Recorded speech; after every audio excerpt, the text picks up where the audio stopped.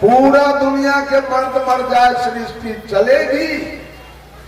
मान लिया कि 7.5 अरब है जनसंख्या, उसमें 4.25 अरब औरत को छांट दीजिए और 4.25 अरब मर्द को छांट दीजिए।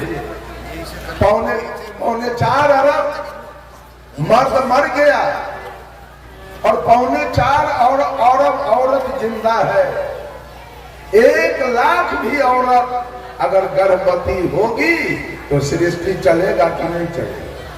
उसके गर्भ से बेटा आएगा और सृष्टि चला देगा। लेकिन पूरा दुनिया के औरत अगर मर जाए तब सृष्टि चलेगी? तब सृष्टि बंद हो जाएगा। पुरुष मर जाए सृष्टि चलेगी, औरत मर जाए सृष्टि बंद हो जाएगा। अगर मां नहीं होती तो ये मजमा कहां से लगता? कौन लगाता? कितना कष्ट काट करके मां ने पैदा किया है। 9 महीना पेट में रखकर अपना खून पिलाकर, खून से दूध बनता है, अपना खून पिलाकर आपको पोसा पाला। अगर बेटा अपने पूरे शरीर का चमड़ी उतार कर और माँ के पैर के चप्पल बनवा दे तब भी माँ का कर्जा बेटा से सजने लगा। इतना लागत माँ। और दूसरे देवता हमारे, आपको पढ़ाया किसने? आपको किसने पढ़ाया? आपको नौकरी कौन लगाया? आपके लिए जमीन कौन खरीदा? आपके लिए मकान कौन बनाया? आपके चढ़ने के लिए मोटरसाइकिल और 4 चक्का कौन खरीद के लाया? आपके दूध खाने के लिए गाय भैंसी कौन लाया? आपका शादी विवाह कौन किया? ठीका जोत के, बटैया जोत के, मजदूरी करके, ईटा बालू सीमेंट ढो के, फाटल धोती पहनकर, फाटल कुर्ता पहनकर, ये सारा आपको किसने दिया? इसमें है हनुमान जी का लागत, इसमें है राम जी का लागत, इसमें है भोला जी का लागत, इसमें है किसी का लागत? ये औरत सब लागत किसका? अब चर्चा करती है शिव गुरु। ये महिला शिव चर्चा करती है।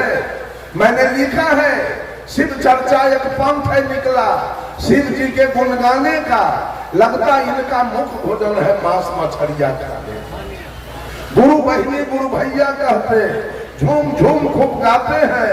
दुर्जसन दुर्भक्षी भोजन मिल मिल कर खाते हैं। त्रिशूल डमरू हाथ दिखाते, सिर को कहां छिपाते हैं। निर्गुण रूप को कलप कलप के मौन को खूब उलझाते। सिर से स्वयं को कहते, खुद जाग नहीं पाते हैं। महादेव को खूब जगाते, जागो महादेव चिल्लाते। बिना देहधारी गुरु ज्ञान को मोक्ष कैसे हो पाएगा? और प्रत्यक्ष जिसको देख न पाया वो ज्ञान कैसे दे पाएगा? गुरु जिंदा चाहिए कि मरा हुआ? मरा हुआ गुरु किया है। क्यों? कि मांस खाएंगे नहीं रोकेगा, मछली खाएंगे नहीं रोकेगा, दारू पिएंगे नहीं रोकेगा, सिगरेट पिएंगे नहीं रोकेगा, खैनी खाएंगे वो नहीं रोकेगा। इसलिए मरा हुआ गुरु चाहिए। जिंदा गुरु तो रोक देगा। भगवान सारा लागत आपके पिता का है। भजन किसका चल रहा है? पूजा जलधारी किसका कर रहे हैं? भोला बाबा की। पूजा हनुमान जी की चल रही है, पूजा राम जी की हो रही है, पूजा कृष्ण जी की हो रही है। और बाप की पूजा नहीं हो रही है जिसने सब कुछ। माँ की पूजा नहीं हो रही है। पूजा काली की हो रही है, दुर्गा की हो रही है, सरस्वती और लक्ष्मी और भगवती की हो रही है। क्या लक्ष्मी के पेट से निकले थे? क्या सरस्वती के पेट से निकले थे? कि दुर्गा काली के पेट से निकले थे? क्या दुर्गा काली हॉस्पिटल गई थी? क्या दुर्गा काली को एटीएस का सुई लगा था? याद कीजिए उस दिन को। देवता हमारा कौन है? किसकी पूजा हम करें? किसका लागत मेरे जीवन में है? किसने मुझे कुछ दिया? तो माँ ने तन दिया, अब पिता ने धन दिया। ये दो देने वाले हैं। माँ तन दिया है, पिता धन दिया है। और हम मांस खा रहे थे, मछली खा रहे थे, तारी दारू गांजा भांग बीड़ी सिगरेट शिखर पराग खा रहे थे, हम चोरी दलाली बेईमानी घुसखोरी हत्या बलात्कार कर रहे थे, हम मिलावटबाजी कर रहे थे, दूध में पानी मिलाते थे, आटा में चोकर, घी में डलडा और चावल में कंकर, सारे पाप कर्म हम कर रहे थे। समाज में मेरी कोई प्रतिष्ठा नहीं थी, जहीं कहीं हम लात जूता खाते थे, जेल जाते थे, पंचायती में थूक चाटते थे, जुर्माना देते थे, मार खाते थे, कान धक्का उठ बैठ करते थे, कहीं दारू पी के पड़े रहते थे। इन सारे पाप कर्मों से किसने निकाला? गुरु ने निकाला। इन सारे पाप कर्मों से राम ने नहीं निकाला। आज राम के भजने वाले दारू पी रहे हैं, आज कृष्ण के भजने वाले दारू पी रहे हैं, हनुमान के भजने वाले गांजा पी रहे हैं, मांस खा रहे हैं। ये छठी माई के व्रत करने वाली औरत पारण के दिन मांस मछली खा रही है, जितिया करने वाली महिला खा रही है, होली दिवाली करने वाले खा रहे हैं। किसी ने नहीं, पाप कर्म से कोई निकालने वाला नहीं है। ये सारे पाप कर्म से जितने लोग यहाँ बैठे हैं उस पर किसकी कृपा है? जितने लोग हैं उस पर किसकी कृपा है? गुरु जी की कृपा। गुरु ने सुधारा है, गुरु ने सुधारा है सबको। 7 दीप 9 खंड में गुरु से बड़ा न कोई, और कर्ता करे जो कर न सके, गुरु करे से हो। गुरु है बड़े गोविंद से, मन में देखो विचार, हरि सिर दे तो बार बार, गुरु सिर दे तो बार। गुरु से बड़ा देवता इस धरती पर आपको, तभी महिला सब गुरु करने के बाद पत्थर पानी के पूजा करती है। कभी कल्याण हो जाएगा, कभी होगा कल्याण। गुरु ऐसा देवता करने के बाद भी जितिया करती है, करवा चौथ करती है, कर्मा धर्मा करती है, तीज करती है, छठी के व्रत करती है, चंदा करती है, काली के पूजा करती है, दुर्गा के खोइछा भरती है। इसका कल्याण कभी हो जाएगा? कभी होने वाला नहीं है।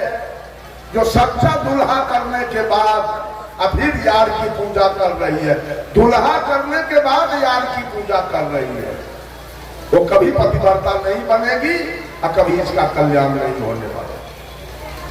मैंने कहा, माँ ने तन दिया, पिता ने धन दिया और गुरु ने ज्ञान दिया। इसके सिवा 10 मिनट का समय मैं देता हूं। अब कोई आदमी बोले कि और कोई देवता है जिसका लागत आपके जीवन में है, उसका नाम कोई आदमी बोले। ये 3 के सिवा, माता पिता और गुरु के सिवा और कोई देवता है तो उसका नाम बोलिए कि उसका भी लागत मेरे जीवन में है। बोलिए तो कोई आदमी, इसका सफाई मैं करूंगा। ये 3 देवता के बाद और कोई है? सारा दुनिया झूठ का पूजा कर रहा है। सारे दुनिया में झूठ की पूजा हो रही है, कहीं सत्य नहीं है। सबकी पूजा है, माँ की पूजा करना, पिता की पूजा करना और गुरु की पूजा करना। ये 3 देवता का लागत मेरे जीवन में है, ये तीनों ने मुझे दिया। बस चौथा ये कबीर की पहली भक्ति है। अगर आप अपने को हिंदू कहते हैं, कबीर के नजरों में कोई हिंदू, कोई मुसलमान, कोई सिख और कोई ईसाई नहीं है। कबीर ने सबको मानव कहा, कबीर ने सबको इंसान कहा, कबीर ने सबको मनुष्य कहा, कबीर ने सबको आदमी कह के पुकारा। कबीर के नजर में कोई हिंदू मुसलमान नहीं है, सब मानव। लेकिन अगर आप अपने को हिंदू कहते हो तो हिंदू का मुख्य ग्रंथ क्या है? हिंदू का मुख्य ग्रंथ वेद। और वेद ने किस देवता को माना? वेद ने नहीं कहा राम देवो भव, कृष्ण देवो भव, ब्रह्मा देवो भव, विष्णु देवो भव, महादेव देवो भव, काली दुर्गा देवो भव। वेद ने कहा मातृ देवो भव। वेद ने कहा मां देवता है। वेद ने कहा पितृ देवो भव। वेद ने कहा पिता देवता है। और वेद ने कहा आचार्य देवो भव। वेद ने कहा गुरु देवता। सुन लीजिए सब लोग कान खोल कर, इस तीन देवता के अलावे अगर किसी का पूजा करते हैं तो आप नरकगामी बनेंगे। आप लिख लीजिए, आपको नरक जाना होगा, क्योंकि बकिए जितने हैं सब झूठ है। सच्चा देवता इस धरती पर यही तीन है, माता, पिता और गुरु। ये तीनों का लागत है आपके जीवन में, तीनों ने आपको कुछ दिया है। ये श्रद्धा भक्ति है। सदगुरु कबीर कहते हैं कि श्रद्धा अगर रखो तो अपने माँ के प्रति, श्रद्धा रखो अपने पिता के प्रति, और श्रद्धा रखो अपने गुरु की, तब तुम्हारी भक्ति कारगर है और तुम्हारा कल्याण होगा। और दूसरी भक्ति है सदगुरु कबीर का प्रेमा भक्ति। प्रेम किसके प्रति रखा जाए? बंधुओं, कबीर साहब ने कहा, पोथी पढ़ी पढ़ी जगमुआ, पंडित भयान को, ढाई आखर प्रेम का, पढ़े सो पंडित हो। शाह कबीर ने कहा, जगत में पंडित कहीं मैंने देखा नहीं, कभी देखा नहीं पंडित। आप लोग कहेंगे इतना तो पंडित है जगत के अंदर, सदगुरु कबीर के नजरों में कहीं पंडित है नहीं। उन्होंने कहा, ढाई आखर प्रेम का, जो पौरा संयुक्त एकार मोहलंत, जो प्रेम का पाठ पढ़े वो पंडित है। पढ़ के सब घुसखोर हो गया, पढ़ के चोर हो गया, पढ़ के बेईमान हो गया, पढ़ के सब जातिवाद कर रहा है, संप्रदायवाद कर रहा है, छुआछूत कर रहा है। पंडित एक भी नहीं। पंडित कौन होगा? जिसके अंदर प्रेम है, जीव मात्र से प्रेम, वो पंडित है। प्रेम कैसा होना चाहिए? मैंने सोचा, प्रेम तो पति पत्नी के बीच है, प्रेम तो साला बहनोई के बीच है, प्रेम तो ससुर दामाद के बीच है, प्रेम तो पिता पुत्र के बीच है, प्रेम तो सास पुतोह के बीच है, प्रेम तो गुरु चेला के बीच है। ये सदगुरु कबीर कौन प्रेम की बात करना चाहते? ये प्रेम है क्या? बंधुओं, सदगुरु कबीर के विचार के अनुसार प्रेम कहीं लेश मात्र नहीं है धरती पर, प्रेम है ही नहीं। वो प्रेम कौन है? एक आदमी इसी तरह सत्संग कराया, जब सत्संग समाप्त हो गया तो गांव के जाने माने एक व्यक्ति, संभ्रांत व्यक्ति, जो सत्संग में नहीं आ सके, कल हो गए व्यक्ति गया कहने, चाचा जी आप कल मेरे सत्संग में क्यों नहीं आए? वो व्यक्ति कहा, बेटा कल मैं एक पंचायती में चला गया इसलिए नहीं आ सका। तो वो आदमी पूछा, पंचायती कैसी थी? कहा, एक लड़का एक लड़की में प्रेम हो गया, उसी की पंचायती थी, उसी पंचायती में हम चले गए। वो आदमी कहा, प्रेम में पंचायती की क्या आवश्यकता थी? पंचायती को झगड़ा में, लड़ाई में, चोरी में, दलाली में, घुसखोरी में, बेईमानी में, हत्या में, बलात्कार में पंचायती होती है। जब लड़का लड़की के बीच प्रेम हुआ तो प्रेम में पंचायती क्यों हुआ?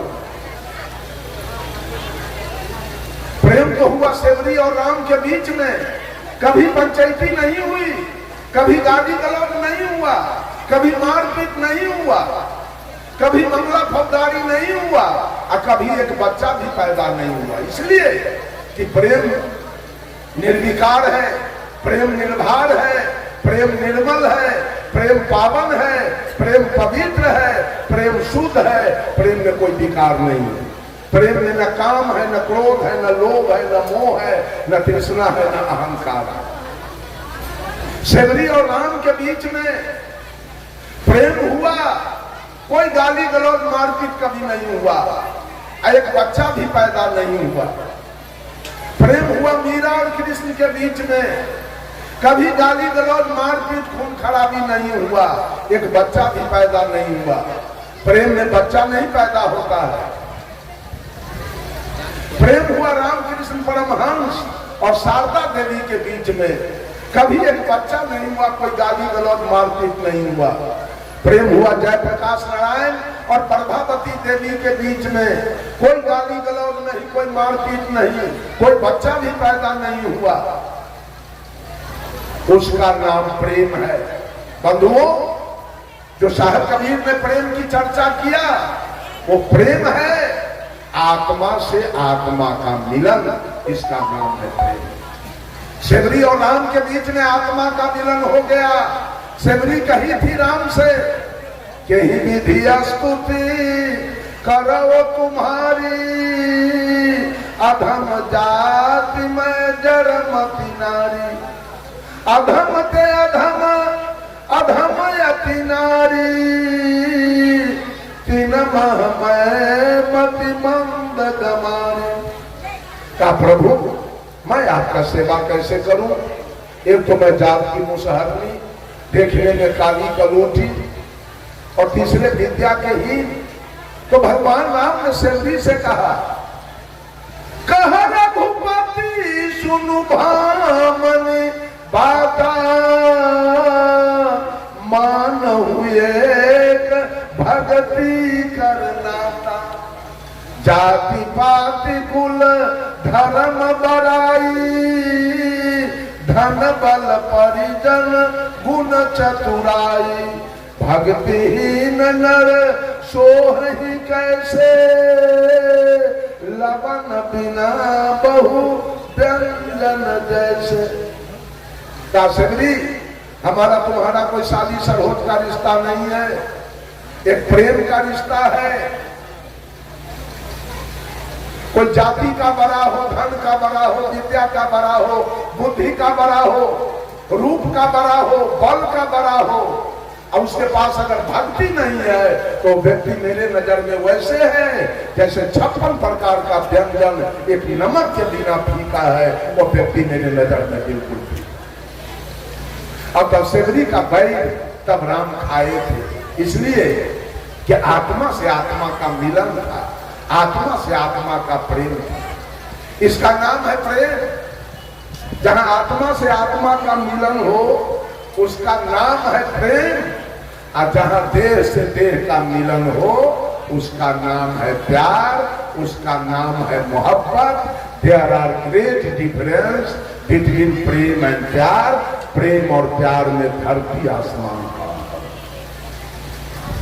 प्रेम हुआ सेवरी राम के बीच में, और प्यार हुआ था लैला और मजनू के बीच में, मोहब्बत हुआ था लैला मजनू के बीच में। आज पति पत्नी में कहीं प्रेम नहीं है, पति पत्नी में कहीं प्रेम नहीं है, पति पत्नी में प्यार है, और उसी को उर्दू में कहते हैं मोहब्बत। पत्नी फंसी है पति के मुंह में, और पति फंसा है पत्नी के मुंह में।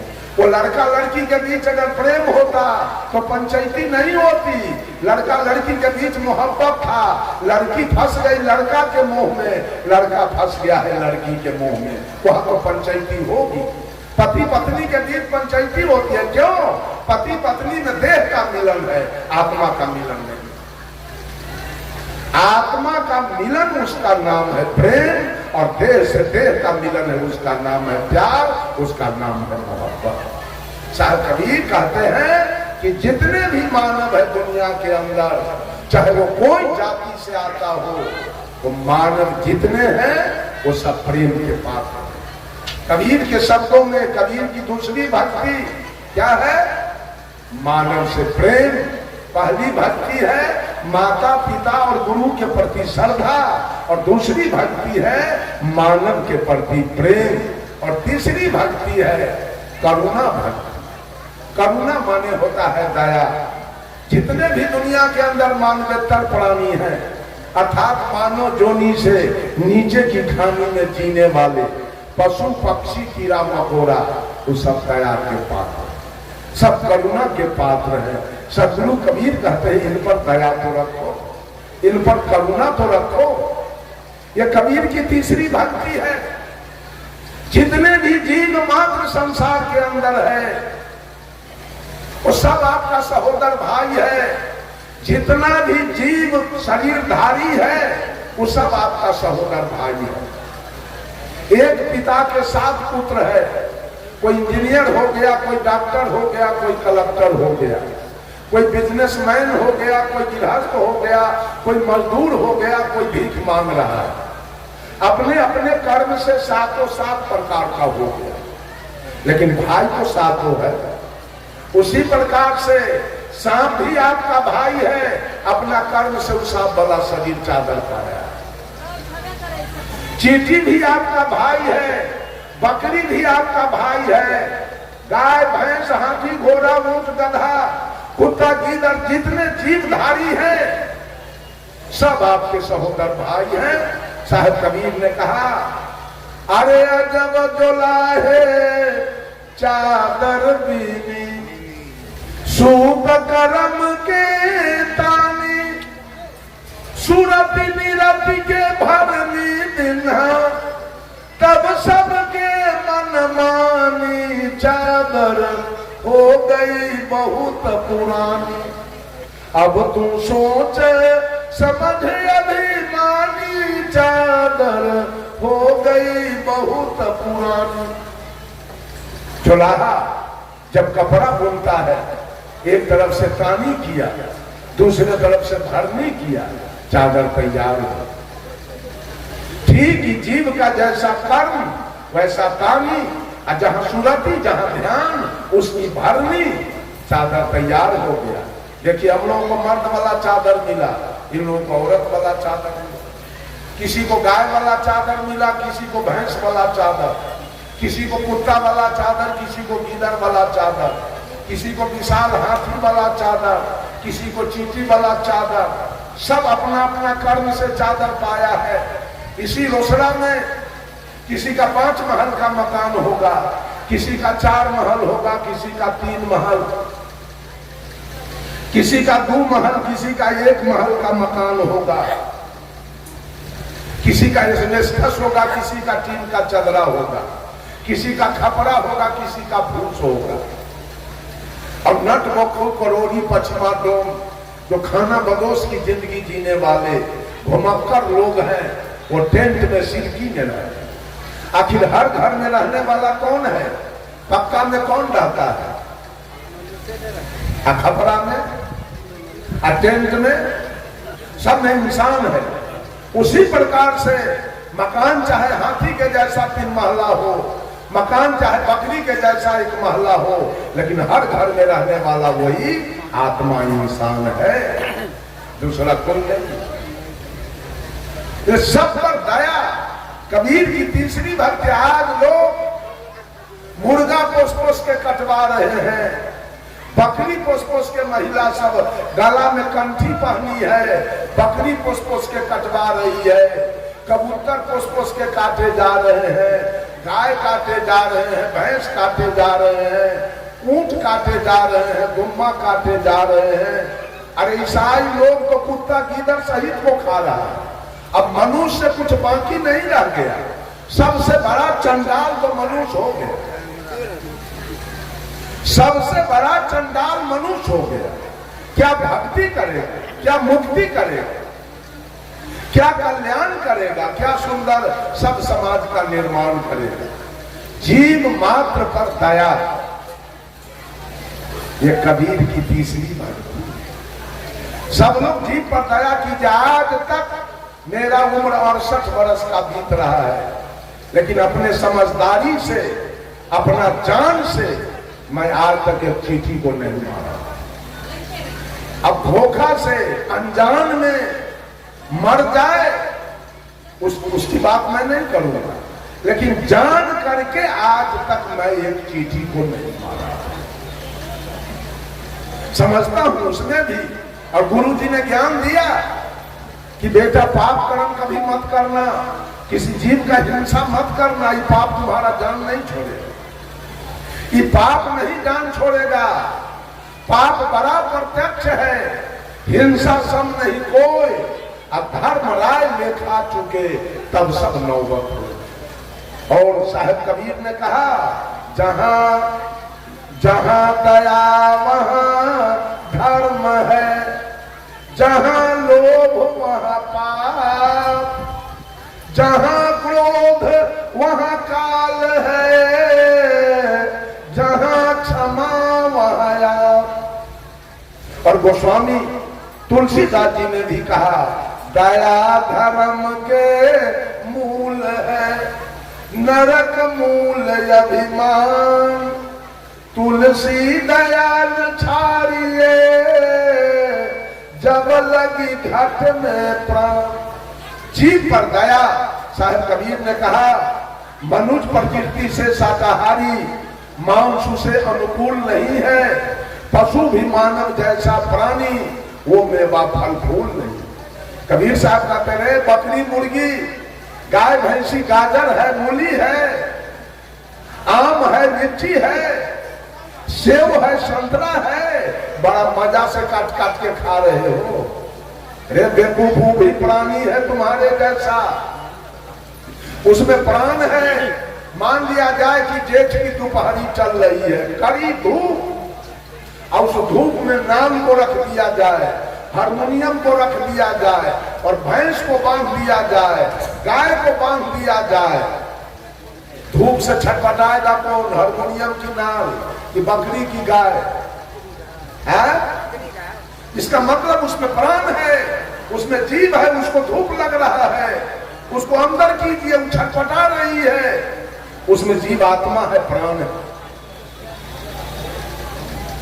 साहब कबीर को मुसलमानों से कहा, दिन में रखते हो रोजा, रात न तो गाय, यह खून वह बंदगी, कसकर खूस खुदाए।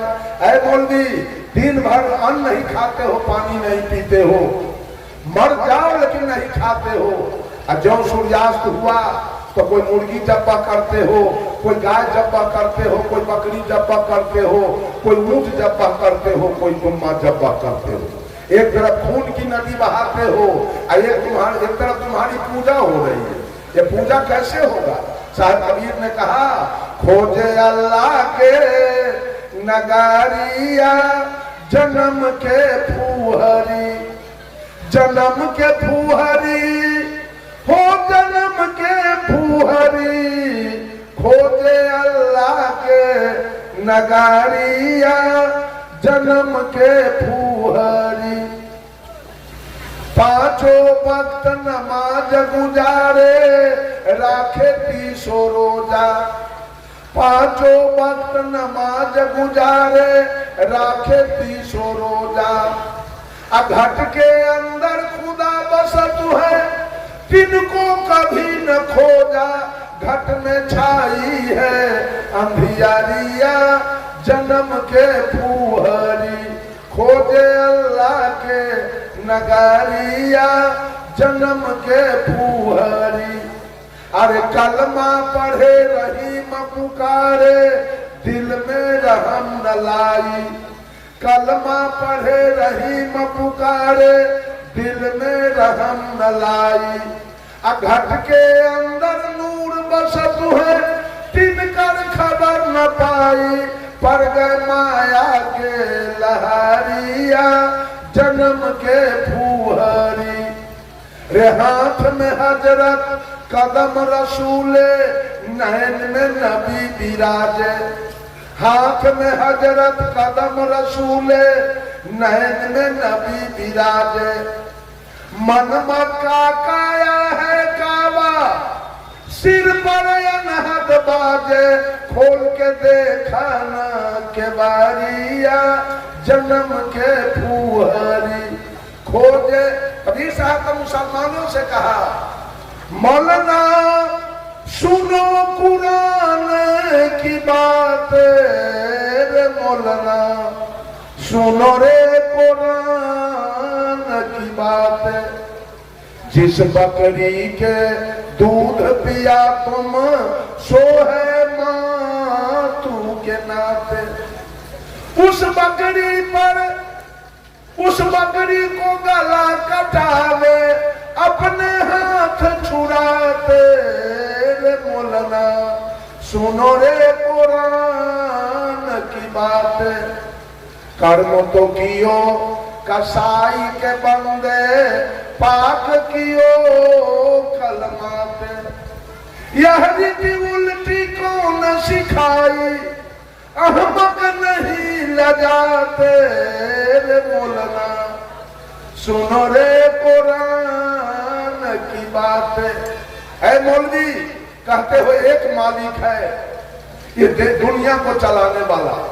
अभी एक आदमी एक कागज का पन्ना बांट रहा था कि भगवान एक है। मैं उसे पूछना चाहता हूं वो एक भगवान कहां बैठा है, उसको लाओ तो बुला के मैं बात करूं उससे। उस भगवान को लाओ बुला के मैं बात करूंगा। बेईमान झूठा, भगवान एक है। भगवान यदि एक है तो हिंदू है कि मुसलमान है, सिख है कि ईसाई है, पारसी है कि यहूदी है, वो पूरब में रहता है कि पश्चिम में, वो मंदिर में रहता है कि मस्जिद में, वो गिरजा में रहता है कि गुरुद्वारा में, वो मांस मछली खाता है कि खीर पूरी, क्या खाता है वो एक भगवान। कैसे आपने साबित किया भगवान एक है। सदगुरु कबीर ने बीजक से कहा एक कहो तो है नहीं, दूजा कहो तो गाड़ी है, जैसा रहे पुनीत ऐसा कहीं कबीर विचार। भगवान को एक नहीं कहा जा सकता, भगवान को दो नहीं कहा जा सकता, भगवान को 1 लाख भी नहीं बोला जा सकता, भगवान को 1 करोड़ भी नहीं कहा जा सकता। कैसे आपने गिना भगवान को, कैसे नामाकरण किया आपने भगवान को, ये सारी बातें झूठ है। भगवान तो घट घट में बैठा है। Tulsidas was the pleader of Ram and Surdas was the pleader of Krishna, but Sadguru Kabir was the pleader of soul. Tulsidas ji सगुन ब्रह्म राम का वकालत किए। आज भी लोग माटी पत्थर शीशा से धातु के राम सिया बना के पूज रहा है। सूरदास जी ने कृष्ण का वकालत किया। आज भी लोग माटी पत्थर शीशा से धातु के राधा कृष्ण बना के पूज रहा है। But Sadguru Kabir was the pleader of soul. लेकिन साहेब कबीर ने इस आत्मा का वकालत किया है। साहेब कबीर ने आत्मा का वकालत किया जो तीनों काल का दृष्टा है, जो तीनों काल में सत्य है, जिसमें तीनों काल में कोई परिवर्तन होने वाला नहीं है। कबीर का भगवान पूरे विश्व में है। ये आत्मा कहां कहां नहीं है। इंग्लैंड में नहीं है कि अमेरिका में नहीं है कि रूस में नहीं है कि चीन में नहीं है। चप्पे चप्पे में कबीर का भगवान है। लेकिन आपके भगवान कहां है? राम नहीं है चीन में, कृष्ण नहीं है इंग्लैंड में, महावीर जी नहीं है अमेरिका में, कहीं नहीं है। लेकिन कबीर का भगवान पूरे विश्व के अंदर ये आत्मा बैठा हुआ। याद कर लीजिए आप लोग, ये झूठा प्रोपगंडा फैलाया जा रहा है पंडितों के द्वारा, मौलवियों के द्वारा और पादरियों के द्वारा। ये सब काल का दलाल है और सबको भटका भटका करके मारने के चक्कर में। सब आदमी गुरु के शरण में चले जाइए, सब आदमी गुरु के शरणागत हो जाइए और कोई पत्थर पानी के पूजा करना बंद कर दीजिए अगर कल्याण पाना है तो। सब आदमी घरे घर माँ का सेवा कीजिए। माँ के सेवा में चूक जाइएगा कल्याण नहीं होगा, क्योंकि माँ का कर्जा सधाना जरूरी है। पिता का कर्जा, माँ का लागत इस शरीर पर 14 आना है, पिता का लागत 2 आना है। इसलिए माँ को आगे किया गया, पिता को पीछे कर दिया। सबसे पहला है मातृ देवो भव, तब है पितृ देवो भव। पहले माँ तब पिता।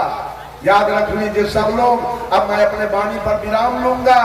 अगर भक्ति करना है, पूजा करना है, जीवन में सुख शांति लाना है, जीवन का कल्याण करना है, तो श्रद्धा भक्ति में आ जाइए। और श्रद्धा भक्ति का मतलब है माता पिता और गुरु की भक्ति कीजिए। दूसरी भक्ति प्रेमा भक्ति। किसी को चमार मत कहना, किसी को दुसाध नहीं कहना, किसी को डोममेस्टर मत कहना। सब इंसान है, सब मानव है। तुलसीदास जी लिख दिए रामचरितमानस में, आत्म अनुभव सुख सुप्रकाशा, तब भव मूल भेद भ्रम नाशा। कि जिस दिन आत्मा की अनुभूति हो जाए कि हर घट में परमात्मा की सत्ता, आत्मा बैठा है, तो फिर सारा जातिवाद खत्म हो जाएगा।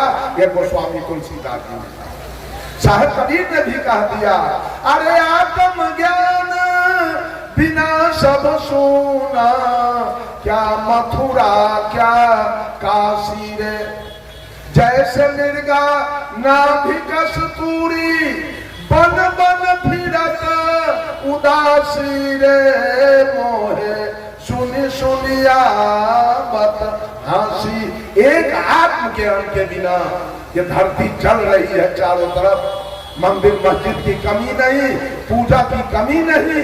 एक आत्मज्ञान के बिना जातिवाद, संप्रदायवाद, छुआछूत, अवर्ण सवर्ण, नीच ऊंच की भावना चल रही है। जिस दिन आत्मा की अनुभूति हो जाएगी कि ब्राह्मण में भी वही आत्मा और नीचे जाति में भी वही आत्मा, उस समय आपके अंदर से जो भेद भरम है वो सारा खत्म हो। तो मैंने कहा कबीर की 4 भक्ति है, सबसे अंतिम भक्ति है स्नेहा भक्ति। स्नेह किसके प्रति? जो छोटे छोटे बाल गोपाल हैं 10 वर्ष से नीचे के, साहब कबीर ने उसके प्रति स्नेह रखना स्वभाव। ये कबीर की चौथी भक्ति है। पहली भक्ति माता पिता गुरु के प्रति श्रद्धा, दूसरी भक्ति मानव के प्रति प्रेम, तीसरी भक्ति जीव जंतु के प्रति दया, और चौथी भक्ति है कबीर का कि जितने बच्चे हैं नन्हे मुन्ने बाल गोपाल शिशु, उसके प्रति स्नेह रखना, आदर रखना अपने दिल में। यही 4 भक्ति है कबीर का। 4 भक्ति आपकी हो गई, आपका भौतिक जीवन अविचल सुखमय होगा और आध्यात्मिक जीवन अविचल शांतिमय हो जाएगी। आपका कल्याण हो जाएगा, आपका मोक्ष हो जाएगा, आपकी मुक्ति हो जाएगी, आपके जीवन में सुख शांति आ जाएगी। सर्वे भवन्तु सुखिनः, सर्वे सन्तु निरामया, सर्वे भद्राणि